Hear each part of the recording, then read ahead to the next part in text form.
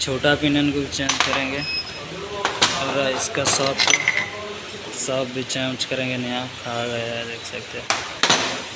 मेरा बेयरिंग भी उसका डैमेज है, ऑयल सील भी लीकेज कर रहा है पूरा, उसको चेंज करना होगा।